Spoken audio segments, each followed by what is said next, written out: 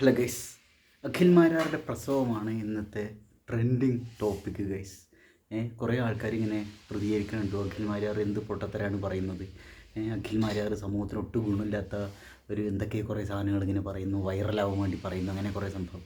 അഖിൽമാരാരുടെ സ്റ്റേറ്റ്മെൻറ്റിൽ നിന്ന് എനിക്ക് എൻ്റെ മൈൻഡിലുണ്ടായ ഒരു വിഷ്വൽ എന്താണെന്ന് വെച്ചിട്ടുണ്ടെങ്കിൽ, നെല്ല് കുത്തണേൻ്റെ ഇടയിൽ ഒരമ്മ പ്രഗ്നൻ്റ് ആയിട്ടുള്ള ഡെലിവറി ടൈം ആവാറായിട്ടുള്ള ഒരമ്മ നെല്ല് കുത്തുന്നതിനിടയിൽ ഇപ്പം വരാം കേട്ടോ, ഒന്ന് പ്രസവിച്ചിട്ട് വരാമെന്ന് പറഞ്ഞിട്ട് വളരെ സിമ്പിളായിട്ട് പാട്ടും പാടി ഉള്ളിൽ പോകണം. ഇവിടെ നിന്ന് പ്രസവം കഴിഞ്ഞ് തിരിച്ച് വരുന്നു, രണ്ടിടം കഴി നെല്ലും കുത്തണു, എന്നിട്ട് തിരിച്ച് കുട്ടരുടെ അടുത്തേക്ക് പോകണം. ഈ ഒരു വിഷ്വലാണ് എനിക്ക് കിട്ടിയത് കേസ്.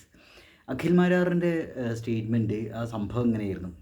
അതായത് ഇൻ്റർവ്യൂവിൽ മൂപ്പരിങ്ങനെ പറയാണ്, വളരെ സിമ്പിളായിട്ടുള്ള ഒരു പ്രസവത്തെ ഇന്നത്തെ കാലഘട്ടത്തിൽ ഇത് വളരെ കോംപ്ലിക്കേറ്റഡ് ആക്കി തീർക്കുന്നു.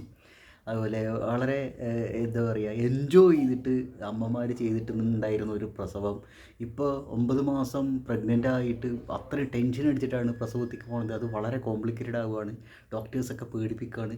പ്രഗ്നൻ്റ് ആയിട്ടുണ്ടെങ്കിൽ അതെന്തോ മാറാ രോഗം പോലെയാണ് സ്ത്രീകൾക്ക് തോന്നുന്നത്, പെൺകുട്ടികൾക്ക് തോന്നുന്നത് പ്രസവത്തെ. അങ്ങനെ ഒരു സംഭവമാണ് ഇവിടെ പറയുന്നത്. അത് സിസേറിയനൊക്കെ ആയിട്ട് മാറുന്നൊരു സംഭവമാണ്. അഖിൽമാരാരെ എതിർക്കുന്ന ആളുകളുണ്ട്, അഖിൽമാരാരെ സപ്പോർട്ട് ചെയ്യുന്ന ആളുകളുടെ എണ്ണം വളരെ വളരെ വളരെ കുറവാണ്. അപ്പം ഞാനിവിടെ അഖിൽമാരാറെ സപ്പോർട്ട് ചെയ്തുകൊണ്ടും അഖിൽമാരാറിൻ്റെ ആ പോയിൻറ്റിനെ സപ്പോർട്ട് ചെയ്തുകൊണ്ടും എന്നാൽ അഖിൽമാരാറിൻ്റെ ആ പോയിൻറ്റിനെ എതിർത്തുകൊണ്ടുള്ള രണ്ട് തരത്തിലുള്ള പേഴ്സ്പെക്റ്റീവിനെ കുറിച്ചിട്ടാണ് കേസ് ഇവിടെ സംസാരിക്കാൻ ആഗ്രഹിക്കുന്നത്. നോക്കാം. ഇവിടെ അഖിൽമാരാറിൻ്റെ ആ ഒരു സ്റ്റേറ്റ്മെൻറ്റിനെ എതിർക്കുന്ന ആളുകളുടെ ഒരു POV എന്താണെന്ന് വെച്ചിട്ടുണ്ടെങ്കിൽ, അവർ പറയുന്നത് ഇന്നത്തെ കാലഘട്ടത്തിൽ എന്ന് പറഞ്ഞിട്ടുണ്ടെങ്കിൽ ഹെൽത്ത് കെയറൊക്കെ ഒരുപാട് ഇമ്പ്രൂവ് ചെയ്ത് വന്നിട്ടുണ്ട്. അപ്പോൾ എന്താ സംഭവം എന്ന് വെച്ചിട്ടുണ്ടെങ്കിൽ, കൂടുതൽ നല്ല ഒരു തരത്തിൽ പറഞ്ഞിട്ടുണ്ടെങ്കിൽ വലിയൊരു ശതമാനം, ഒരു 100% അടുക്കാവുന്ന തരത്തിൽ സ്ത്രീകൾ ഫാമിലിയൊക്കെ പ്രഗ്നൻസി ടൈം ആയത് മുതൽ ഡോക്ടേഴ്സിൻ്റെ അടുത്തേക്ക് വരുന്നു, ഹോസ്പിറ്റലിലേക്ക് വരുന്നു. ഹോസ്പിറ്റലിൽ പ്രസവം നടന്നിട്ടുണ്ടെങ്കിൽ എന്തോ അമ്മമാർക്ക് ഇപ്പോൾ പൈസ കിട്ടുന്ന ഒരു അവസ്ഥ അത്രയും പ്രോത്സാഹിപ്പിക്കുന്നുണ്ട് ഹോസ്പിറ്റലിലേക്ക് ഈ പ്രഗ്നൻ്റ് ആയ ലേഡീസിനെ എത്തിക്കാൻ വേണ്ടിയിട്ട് എന്നൊരു സംഭവം. പിന്നെ വേണ്ട മരുന്നൊക്കെ കൊടുക്കുന്നു, ഒരുപാട് ടിപ്സ് പറഞ്ഞു കൊടുക്കുന്നു, ഹെൽത്ത് കെയർ സെറ്റപ്പ്, അങ്ങനെ ഒരുപാട് കാര്യങ്ങൾ നന്നായിട്ട് കൺസിഡർ ചെയ്യുന്നു, കെയർ ചെയ്യുന്നു. എന്നാലും ഇവിടെ സിസേറിയൻ സംഭവമൊക്കെ നടക്കുന്നു, കോംപ്ലിക്കേറ്റഡ് ആയ രീതിയിലുള്ള ഡെലിവറി സംഭവങ്ങളൊക്കെ നടന്നുകൊണ്ടിരിക്കുന്നുണ്ട്. പക്ഷേ എന്തായാലും അത് എൻജോയ് ചെയ്തിട്ടുള്ള പ്രസവം എന്നുള്ള ഒരു സാധനമല്ല ഒരമ്മമാർക്കും പ്രസവം എന്നാണ് അഖിൽമാരാർ എതിർക്കുന്ന ആളുകൾ. പിന്നെ ഒരു കുറേ കണക്കുകൾ ഇങ്ങനെ പറയുന്നുണ്ട്. കേരളത്തിൽ ഇൻഫൻറ്റ് മോർട്ടാലിറ്റി റേറ്റ് വളരെ കുറവാണ് മറ്റ് സംസ്ഥാനങ്ങളെ വെച്ച് നോക്കുന്ന സമയത്ത്. അമേരിക്കയിലുള്ള രാജ്യങ്ങളെ വെച്ച് ഇങ്ങനെ പറയണം, അമേരിക്കയിലുള്ള ഇൻഫൻറ്റ് മോർട്ടാലിറ്റി റേറ്റിനേക്കാൾ കുറവാണ് ഇന്ത്യയിലെ എന്നൊരു സംഭവമൊക്കെ അവിടെ പറയുമ്പോൾ അമേരിക്ക എന്ന് പറഞ്ഞാൽ അത്രയും ഡെവലപ്ഡായ ഒരു സംഭവമില്ല. അപ്പോൾ അഖിൽമാരാർ പറഞ്ഞത് പൊട്ടത്തരാണെന്നുള്ളൊരു സംഭവമാണ്. അങ്ങനെയാണ് സംഭവം. റിയാക്ഷൻ വീഡിയോസ് ചെയ്യുന്ന ആളുകളൊക്കെ അഖിൽമാരാറിനെ തേച്ചൊട്ടിക്കാണ്. എനിക്ക് തോന്നുന്നു അഖിൽമാരാർ BJP-കാരനായതുകൊണ്ടാണോ അഖിൽമാരാറിൻ്റെ സ്റ്റേറ്റ്മെൻറ്റ് ഇത്രയും വന്യമായ രീതിയിൽ ആളുകൾ എതിർക്കുന്ന സ്ഥലം. പിന്നെ ഇപ്പോൾ സ്ത്രീപക്ഷവാദികൾ, ഫെമിനിസ്റ്റുകൾ, ഈ പെണ്ണുങ്ങളുടെ വോട്ട് കിട്ടാൻ വേണ്ടിയിട്ടുള്ള ലൈക്ക് കമൻറ്റുകളൊക്കെ കിട്ടാൻ വേണ്ടിയിട്ടുള്ള കൂടുതൽ റീച്ച് കിട്ടാൻ, ഷെയറൊക്കെ കിട്ടാൻ വേണ്ടിയിട്ട് കുറേ ആൾക്കാർ ആ ഒരു പേഴ്സ്പെക്റ്റീവിൽ വീഡിയോ ചെയ്യുന്നതായിട്ട് എനിക്ക് തോന്നിയതാണ്. ഇനി അഖിൽമാരാറിൻ്റെ സ്റ്റേറ്റ്മെൻറ്റിനെ സപ്പോർട്ട് ചെയ്തുകൊണ്ടുള്ള ഒരു പോയിൻ്റ് ഓഫ് വ്യൂ പറയാം ഗൈസ്.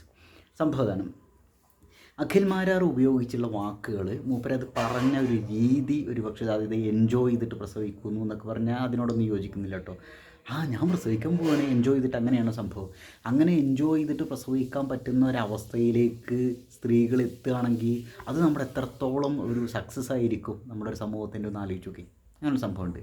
അപ്പോൾ അഖിൽമാരാർ പറഞ്ഞ പോലെ എൻജോയ് ചെയ്തിട്ടാണ് പ്രസവിക്കുന്നത് എനിക്ക് തോന്നുന്നില്ല കേസ്. പിന്നെ വേറെ സംബന്ധിച്ച് വളരെ സിമ്പിളായിട്ടുള്ള ഒരു പ്രസവത്തെ ഇപ്പോൾ വളരെ കോംപ്ലിക്കേറ്റഡ് ആക്കുന്നു. എന്തോ മാറാരോഗമാണ് ഉള്ളത് എന്നുള്ള രീതിയിലാണ് പ്രഗ്നൻ്റ് ആണ് എന്ന് അറിയുന്നത് മുതൽ പെൺകുട്ടികൾക്കുള്ളത് എന്നുള്ളൊരു ലേഡീസിനുള്ളത് എന്നുള്ളൊരു സാധനം ഉണ്ടല്ലോ ഇവിടെ. ഇനി ഇതിനെക്കുറിച്ചാണ് ഇവിടെ പറയുന്നത്. 8ഉം 10ഉം ഒക്കെ പ്രസവിച്ചിട്ടുള്ള കുറേ അമ്മമാർ, മുത്തശ്ശിമാർ നമുക്കറിയണ്ടായിരിക്കും അല്ലേ, എൻ്റെ ഫാമിലിയിലുമുണ്ട്. അപ്പോൾ ഇവരൊരു അവസ്ഥ എന്ന് വെച്ചിട്ടുണ്ടെങ്കിൽ, ഇവർ പ്രസവിച്ചിട്ടുണ്ടെങ്കിൽ ഇവരുടെ കൊച്ചുങ്ങൾ പലരും പ്രസവത്തിന് ശേഷം പ്രസവ സമയത്തോ പ്രസവത്തിന് ശേഷവും മരണപ്പെടുന്നുണ്ട്. ഓക്കെ. അപ്പോൾ അന്ന് ഈ ഹോസ്പിറ്റൽ സെറ്റപ്പ് ഒന്നുമല്ല, വയറ്റാട്ടിൽ നിന്ന് എന്തായാലും പറയുക, നമ്മൾ ഒരു സ്ത്രീയൊക്കെ വന്നിട്ട് ഇങ്ങനെ പ്രസവം എടുക്കുന്നില്ല, അങ്ങനെ ഒരു സെറ്റപ്പാണ് ഉണ്ടായിരുന്നത്.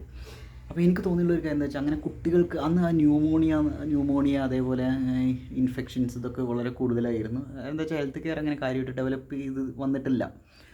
അപ്പോൾ എന്തായിരുന്നു വെച്ചാൽ കുട്ടികൾക്ക് നിങ്ങൾ ഇൻഫെക്ഷൻ വന്നിട്ടുണ്ടോ, അല്ലെങ്കിൽ ഡയേറിയ, അമ്മയ്ക്ക് ഡയേറിയ വന്നുകൊണ്ട് അങ്ങനെയുള്ള ഒരു രീതിയിലൊക്കെ ആയിട്ട്, അല്ലെങ്കിൽ ബ്ലഡ് ഓവർഫ്ലോ കൂടുതലായത് ബ്ലഡ് ഫ്ലോ ആയി സംഭവം മനസ്സിലായില്ല, ഒരു ചോര വാർന്നിട്ട് അങ്ങനെ അത് പറയുമ്പോൾ തന്നെ വളരെ ഒരു സാധനം തോന്നുന്ന കേസ്.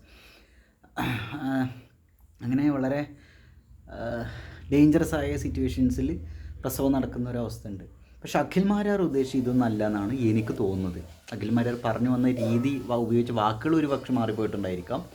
എനിക്ക് തോന്നുന്നത്, ഞാൻ കേട്ടിട്ടുള്ളൊരു സംഗതി കൂടിയായിട്ടാണ് പറയുന്നത്, എനിക്കത് ആധികാരികമായിട്ട് സംസാരിക്കാൻ അറിയില്ല. ഞാൻ കേട്ടിട്ടുള്ളൊരു സാധനം വെച്ചിട്ടാണ് പറയുന്നത്. കാരണം ഞാൻ പ്രസവിച്ചിട്ടില്ല, എനിക്കറിയില്ല എങ്ങനെയാണ് ഇതിൻ്റെ അവസ്ഥ.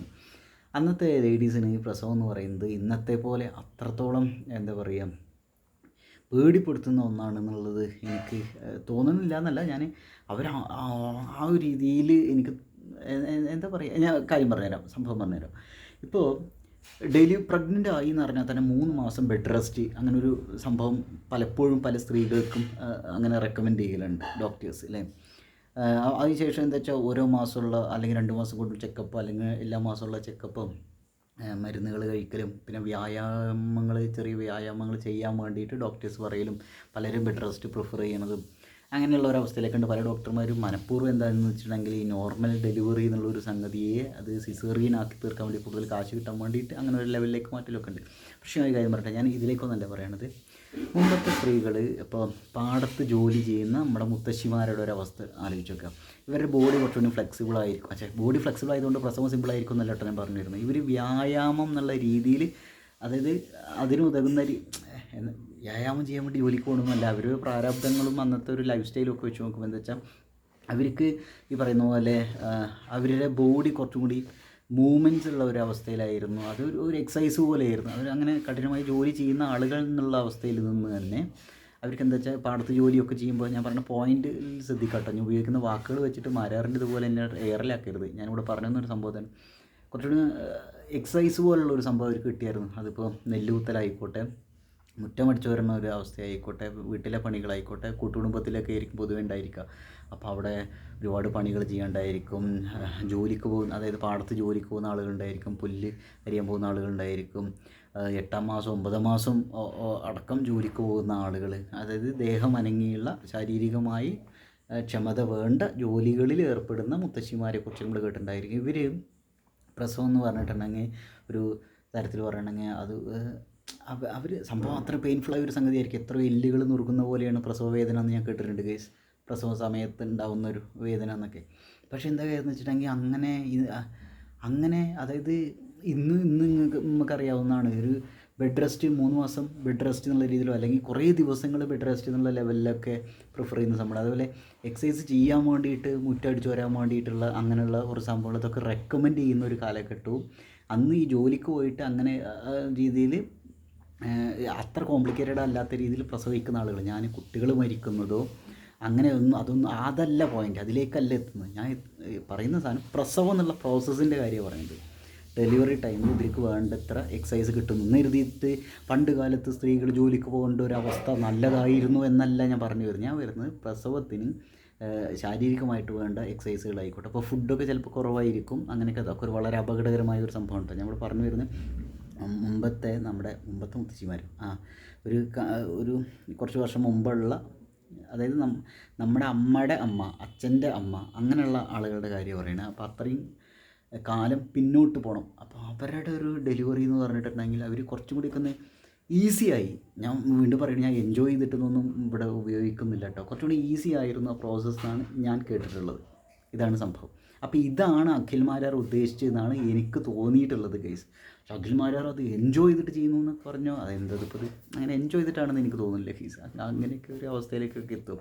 ഇവിടെ പറയുന്നത് അഖിൽ മാരാർ 2 കുട്ടികളുടെ അച്ഛനല്ലേ, അഖിൽ മാരാരുടെ ഭാര്യ പ്രസവിച്ചിട്ടുള്ളതല്ലേ, അപ്പോൾ ഇയാൾ സ്ത്രീ വിരോധിയാണ്, പ്രസവം എന്ന് പറയുന്നത് വളരെ സിമ്പിളായിട്ടുള്ള ഒരു പ്രോസസ്സാണെന്നുള്ള രീതിയിലാണ് പറയുന്നത്. അഖിൽ മാരാർക്ക് ഒരു യൂട്രസും കൊടുത്തിട്ട് പ്രസവിക്കാൻ പറ, 2 കിലോ നെല്ല് എന്താണ് മൂപ്പര് പറയുന്നത്, 2 ഇടങ്ങഴി എന്നാണ് ഞാൻ കേട്ടിട്ടുള്ളത്. ആ ഒരു സ്റ്റോറിയുടെ നറേറ്റീവ്, ആ ഒരു ഇൻസിഡൻറ്റ് നറേറ്റീവ്, 2 കിലോ നെല്ല് കൊടുത്തിട്ട് യൂട്രസ് കൊടുത്തിട്ട് അവരോട് പ്രസവിക്കാൻ പറയുമോ, എൻജോയ് ചെയ്തിട്ട് പ്രസവിക്കല്ലേ നോക്കട്ടെ എന്നുള്ള പറഞ്ഞിട്ട് അങ്ങനെയുള്ള കമൻറ്റുകൾ കുറേ വരുന്നുണ്ട്.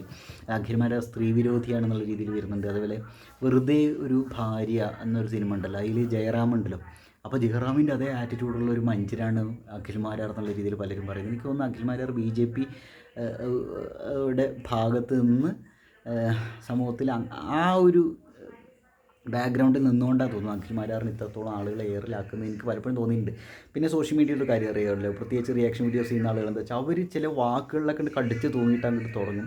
അത് നമുക്ക് തെറ്റു പറയാനും പറ്റൂല കേട്ടോ, നമ്മൾ വാക്കുകൾ ഉപയോഗിക്കുമ്പോൾ ശ്രദ്ധിച്ചു വേണം. പക്ഷേ ഞാൻ കൂടുതൽ പ്രാധാന്യം കൊടുക്കുക ആ ഒരു വാക്കിനല്ല ഗൈസ്. അവർ ഉദ്ദേശിക്കുന്ന ഒരു ആശയം എന്താണെന്ന്, അത് എന്തെങ്കിലും ഒരു വെറുതെ എന്തെങ്കിലും വളവളാന്ന് വിളിച്ച് പറയൂലല്ലോ. വൈറലാവാൻ വേണ്ടി വർത്തമാനം പറയുന്നതും ഒരു പോയിൻ്റ് വെച്ച് സംസാരിക്കുന്നതും തമ്മിലുള്ള വ്യത്യാസം നമുക്ക് കുറേയൊക്കെ മനസ്സിലാക്കാൻ സാധിക്കുന്നതാണ് എനിക്ക് തോന്നുന്നത്. പക്ഷേ ഇവിടെ എന്താ കാര്യം വെച്ചാൽ അഖിൽ മാരാറുടെ എയറിലാക്കണം എന്ന് വിചാരിക്കുന്ന ആളുകൾക്ക് കിട്ടിയ ഒരു ചാട്ടവാറാണ് അഖിൽ മാരാറിന് തല്ലാനുള്ളത്. ഈ അഖിൽ മാരാറിൻ്റെ ഈ സ്റ്റേറ്റ്മെൻറ്റ് എന്ന് പറയുന്നത്. പലരും പറയുന്നത് കേരളത്തിൻ്റെ ഈ ആരോഗ്യ മേഖലയെ മോക്ക് ചെയ്തുകൊണ്ടുള്ള, കളിയാക്കിയും കൊണ്ടുള്ള, നെഗ്ലക്റ്റ് അവഗണിച്ചുകൊണ്ടുള്ള ഒരു സ്റ്റേറ്റ്മെൻറ്റാണ് അഖിൽ മാരാറിൻ്റെത്. എനിക്കങ്ങനെ തോന്നുന്നില്ല കേസ്. അഖിൽ മാരാർ പറയുന്നത് മുമ്പത്തെ പ്രസവം എന്ന് പറഞ്ഞാൽ കുറച്ചുകൂടി ഇത്ര കഠിനമല്ലായിരുന്നു, ഇത്ര പേടിപ്പിക്കുന്ന, അതായത് അമ്മമാർക്കും അതായത് പ്രസവിക്കാൻ പോകുന്ന സ്ത്രീകൾക്ക്, അതായത് നമ്മുടെ മുത്തശ്ശിമാർക്കൊന്നും ഇത്രത്തോളം പേടിപ്പെടുത്തുന്ന ഒരു സംഭവം അല്ലായിരുന്നു ഇത് എന്നുള്ളൊരു സംഭവമാണ്. ഇപ്പോൾ പലരും, ഞാൻ എൻ്റെ മുത്തശ്ശി പറഞ്ഞ് കേട്ടിട്ടുണ്ട്, ഇന്നത്തെ പെണ്ണുങ്ങൾ എന്തത്ര പേടിക്കണം, ഞങ്ങളൊക്കെ ആ സമയത്ത് പ്രസവിക്കുമ്പോൾ ആ സമയത്ത് പോലും ഞങ്ങൾ ജോലിക്ക് വീട്ടിലെ ജോലികളൊക്കെ ചെയ്തുകൊണ്ടിരിക്കുന്നുണ്ടായിരുന്നു. മുറ്റടിച്ചോലും ഇതുപോലും ഇപ്പോൾ പ്രഗ്നൻ്റായ പെണ്ണുങ്ങളെ കൊണ്ട് ചെയ്യിപ്പിക്കണില്ല, അല്ലെങ്കിൽ ഇത് ഇങ്ങനെയുള്ളതൊന്നും ചെയ്യാത്തത് കൊണ്ടാണ് പ്രസവം കോംപ്ലിക്കേറ്റഡ് ആകുമെന്ന് പറയുന്ന മുത്തശ്ശിമാരെ എനിക്കറിയാം. വീണ്ടും പറയുന്നു, ഞാൻ കേട്ടിട്ടുള്ള കാര്യങ്ങളെ വെച്ചിട്ടാണ് ഞാൻ സംസാരിക്കുന്നത്. ഐ മേ ബി റോങ്, പക്ഷേ ഞാൻ ഇങ്ങനെയുള്ള കാര്യങ്ങൾ കേട്ടിട്ടുണ്ട് എന്ന് പറയാം. ഒരു പക്ഷേ ഇതൊക്കെ ആയിരിക്കും അഖിൽ മാരാർ ഉദ്ദേശിച്ചിട്ടുണ്ടാവുക എന്നാണ് എനിക്ക് തോന്നുന്ന കേസ്. എന്തായാലും പ്രസവം അന്നും ഇന്നും എന്നും വളരെ പെയിൻഫുള്ളായുള്ള ഒരു സംഗതിയാണെന്ന് എനിക്ക് തോന്നുന്നത്. അപ്പോൾ ആ ഒരു സ്റ്റേജിലൂടെ ആ ഇൻസിഡൻറ്റൊക്കെ സഫർ ചെയ്യേണ്ടി വരുന്ന സ്ത്രീകളുടെ ഒരു അവസ്ഥയോർത്ത് എനിക്ക് അവരോട് എന്താ പറയുക, ഒരു പ്രത്യേക സ്നേഹവും ബഹുമാനവും ഒക്കെ ഉണ്ട് കേസ്. ഓക്കെ, അപ്പോൾ ഞാനിവിടെ പറഞ്ഞു വരുന്നതാണ്, പ്രസവം എന്ന് പറയുന്നത് മുത്തശ്ശിമാർ മുമ്പ് 8ഉം 10ഉം ഒക്കെ പ്രസവിച്ച മുത്തശ്ശിമാർ, മേലനങ്ങി പണി ചെയ്യുന്ന മുത്തശ്ശിമാർക്ക് ഇത്രത്തോളം, അതായത് പ്രഗ്നൻ്റ് ആയി എന്ന് പറയുമ്പോൾ തന്നെ വളരെ കെയർഫുള്ളായി അങ്ങനെ ഒരു അവസ്ഥയിലല്ലായിരുന്നു എന്നാണ് ഞാൻ കേട്ടിട്ടുള്ളത്. ഇന്നങ്ങനെയല്ല, വളരെ പേടിപ്പിക്കുന്ന രീതിയിലുള്ള സംഗതി. ഇപ്പോൾ പ്രസവമായിട്ട് പ്രഗ്നൻ്റ് ആണ് എന്ന് അറിഞ്ഞിട്ടുണ്ടെങ്കിൽ തന്നെ ഭയങ്കരമായിട്ട് മേലനങ്ങരുത്, ഒരുപാട് ശ്രദ്ധിക്കണം എന്നൊക്കെ. മുമ്പ് അവർ ജോലിക്ക് പോയിരുന്നു, മേലനങ്ങി പണിയെടുത്തിരുന്നു, പുല്ലരിയാൻ പോയിരുന്നു, ബോഡി വളരെ ഫ്ലെക്സിബിളായിരുന്നു. ഭൂരിഭാഗം പേരുടെ, എല്ലാവരുടെയും നല്ല പറയുന്നത്, പ്രത്യേകിച്ച് പാടത്ത് ജോലിക്ക് പോകുന്ന ആളുകളുടെയൊക്കെ ഒരവസ്ഥ. അപ്പോൾ അങ്ങനെയാണ് കേസ് ഞാനിതിനെ കാണുന്നത്. അപ്പോൾ ഇതാണ് എക്സസൈസ് എന്ന് പറയുന്നത്, വളരെ ഇമ്പോർട്ടൻ്റ് ആയിട്ടുള്ള ഒരു സംഗതിയാണ് എന്നുള്ളൊരു ലെവലിലേക്കൊക്കെ ആയിരിക്കും അഖിൽ മാരാറിൻ്റെ ഈ ഒരു സാധനത്തെ അഖിൽ മാരാർ കാണുന്നത് എന്നാണ് എനിക്ക് തോന്നുന്നത്. ഞാനങ്ങനെയാണ് ഇതിനെ എടുക്കുന്നത് കേട്ടോ. അപ്പോൾ ഇവിടെ നിന്ന് ആലോചിച്ച് നോക്കി, ഞാൻ ഇപ്പോൾ നമ്മൾ പറയില്ലേ, ഞാൻ സ്വപ്നം കാണുന്ന ശരി എന്നുള്ള രീതിയിൽ ഞാൻ ആഗ്രഹിക്കുന്നത് എന്താ വെച്ചാൽ എല്ലാവരും എന്താ പറയുക, സേഫായിട്ട് അത്ര കഠിനമല്ലാത്ത രീതിയിൽ പ്രസവിക്കുകയും കൊച്ചും അമ്മയും സേഫായിട്ടിരിക്കുന്ന ഒരവസ്ഥ, ഹെൽത്തി ആയിട്ടിരിക്കുന്ന ഒരവസ്ഥയിലേക്ക് എത്തുന്ന രീതിയിലേക്ക് നമ്മുടെ സമൂഹത്തിൽ പ്രസവം എന്നുള്ളൊരു സംഗതി, പ്രഗ്നൻസി, ഡെലിവറി, അതുപോലെ ഡെലിവറിക്ക് ശേഷമുള്ള ഒരവസ്ഥയൊക്കെ വളരെ ഹെൽത്തി ആയിട്ടും സേഫായിട്ടുള്ള ഒരവസ്ഥയിലേക്ക് എത്താൻ സാധിക്കുകയാണെങ്കിൽ അത് നമ്മുടെ സമൂഹത്തിൻ്റെ ഹെൽത്ത് കെയർ സെറ്റപ്പിൻ്റെ മാത്രമല്ല മൊത്തത്തിലുള്ള സമൂഹത്തിൻ്റെ വലിയ വിജയമായിരിക്കും തോന്നുന്നു കേസ്. അപ്പോൾ അത്രേ ഞാൻ പറയുള്ളൂ. പിന്നെ ഇവിടുത്തെ ഒരു അവസ്ഥ എന്താ വെച്ചാൽ, ഇപ്പോൾ പലരും ഇല്ലേ പ്രഗ്നൻ്റ് ആയി എന്ന് പറഞ്ഞതിന് ശേഷമുള്ള യോഗ സംഭവങ്ങൾ പലരും റെക്കമെൻഡ് ചെയ്യുന്നുണ്ട്, ചില എക്സസൈസുകൾ റെക്കമെൻഡ് ചെയ്യുന്നുണ്ട്, ചില ജോലികൾ ചെറിയ ചെറിയ ജോലികൾ ചെയ്യണം എന്ന് പറയുന്നുണ്ട്. നിങ്ങളെ അവസ്ഥ വെച്ചെങ്കിൽ ജോലികൾ ചെയ്യണം എന്ന് പറയുന്നുണ്ട് പലരും. അതെന്താണെന്ന് വെച്ചാൽ, അത്ര ഇവർ ബോഡി ആക്റ്റീവായ രീതിയിൽ ജോലികൾ പലരും ചെയ്യാത്തത് കൊണ്ടാണല്ലോ ഇത് ചെയ്യണം എന്ന് പറയുന്നത്. ചെയ്യാത്തത് കൊണ്ട് തന്നെ ആവണമെന്നൊന്നുമില്ല, ഇത് ചെയ്തിട്ടുണ്ടെങ്കിൽ കുറച്ചും കൂടിയൊക്കെ ഒന്ന് പ്രസവം കുറച്ചും കൂടിയൊക്കെ ഒന്ന് ഈസിയായി തീരും എന്നുള്ളൊരു ലെവലിലായിരിക്കും, അത്ര കോംപ്ലിക്കേറ്റഡ് ആവില്ല എന്നുള്ളൊരു ലെവലിലേക്കായിരിക്കും. അപ്പോൾ അത് അങ്ങനെയൊക്കെ വിചാരിക്കും. പിന്നെ സുഖപ്രസവം എന്ന് പേര് മാത്രമേ ഉള്ളൂ ഗൈസ്, എന്ത് സുഖമാണുള്ളത്, അങ്ങനൊരു സംഭവമായിരിക്കും. അപ്പോൾ അഖിൽ മാരാർ ഉപയോഗിച്ച വാക്കുകൾ എന്തൊക്കെ വിഷയമുള്ള സംഭവമാണ് തോന്നുന്നത്. ചിലപ്പോൾ ആവേശം കയറി അങ്ങനെ സംസാരിച്ചായിരിക്കാം, ചിലപ്പോൾ മനഃപൂർവ്വം വൈറലാവാൻ വേണ്ടി സംസാരിച്ചായിരിക്കും, ലൈറ്റിൽ തന്നെ ഇങ്ങനെ നിൽക്കണമല്ലോ അതിന് വേണ്ടി സംസാരിച്ചായിരിക്കും. അപ്പോൾ എല്ലാവരും അഖിൽ മാരാറിൻ്റെ സ്റ്റേറ്റ്മെൻറ്റിനെ കുറിച്ച് സംസാരിക്കുന്നുണ്ടല്ലോ, അത് അഖിൽ മാരാറിൻ്റെ വലിയൊരു വിജയമാണ്. അങ്ങനെയായിരിക്കും. എന്തായാലും അഖിൽ മാരാർ ഇതുമായി ബന്ധപ്പെട്ടുള്ള വീഡിയോസായിട്ട് ഇത് വരുന്നുണ്ടായിരിക്കും. മൂപ്പരെ ഫേസ്ബുക്ക് അക്കൗണ്ടൊക്കെ അടിച്ചു പോയി എന്നൊക്കെയാണ് നമ്മൾ അവസാനം കേട്ടിട്ടുള്ളത് അല്ലേ, പുതിയ അക്കൗണ്ട് തുടങ്ങി എന്നൊക്കെ, അങ്ങനെയൊക്കെ സംഭവങ്ങൾ. എന്തായാലും അഖിൽ മാരാറിൻ്റെ പ്രസവവുമായി ബന്ധപ്പെട്ട ഈ ഒരു സംഗതി ചില വാക്കുകൾ കൊണ്ട് കൈവിട്ടു പോയി എന്നാണ് എനിക്ക് തോന്നുന്നത്. എന്തായാലും റിയാക്ഷൻ വീഡിയോസ് ചെയ്യുന്ന ആളുകൾക്ക്, ബി ജെ പിക്കെതിരെ നിൽക്കുന്ന ആളുകൾക്ക്, അഖിൽമാരാർ രണ്ടെണ്ണം കൊടുക്കണമെന്ന് വിചാരിച്ചിരിക്കുന്ന ആളുകൾക്ക് അവരുടെ കയ്യിൽ കിട്ടിയ വലിയ ഒരു വളരെ പവർഫുള്ളായിട്ടുള്ളൊരു വടി അല്ലെങ്കിൽ ചാട്ടവാറ് അയാൾ ഈ പ്രസവവുമായി ബന്ധപ്പെട്ട അഖിൽമാരാറിൻ്റെ സ്റ്റേറ്റ്മെൻറ്റ് എന്നാണ് കേസ് എനിക്ക് തോന്നുന്നത്. നിങ്ങളുടെ അഭിപ്രായങ്ങൾ, ഈ വിഷയവുമായി ബന്ധപ്പെട്ടുള്ള നിങ്ങളുടെ ഒരു അഭിപ്രായങ്ങൾ ഒന്ന് കമൻറ്റ് ചെയ്യുക കേസ്. അത്രയേ ഉള്ളൂ. പിന്നെ വീണ്ടും പറയുന്നു, ഞാൻ പ്രസവിക്കുന്ന സ്ത്രീകളെ തരം താഴ്ത്തിക്കൊണ്ടോ പ്രസവം എന്നുള്ള ആ ഒരു സംഗതിയെ പൂച്ചത്തോട് കൂടിയിട്ടൊന്നുമല്ല ഈ വീഡിയോ ചെയ്യുന്നത്. ഇങ്ങനെ ഉള്ള രണ്ട് തരത്തിലുള്ള രണ്ട് ആംഗിളിൽ നിന്നും ഈ ഒരു കാര്യത്തെ നോക്കിക്കാണുന്ന ശ്രമം നടത്തുന്നു എന്ന് മാത്രം. വീണ്ടും പറഞ്ഞു, I may be wrong. Okay, അപ്പോൾ എല്ലാവരോടും സ്നേഹം. അത്രയേ ഉള്ളൂ. ആദ്യമായിട്ടാണ് ചാനൽ ആണെങ്കിൽ സബ്സ്ക്രൈബ് ചെയ്യട്ടെ ഗൈസ്.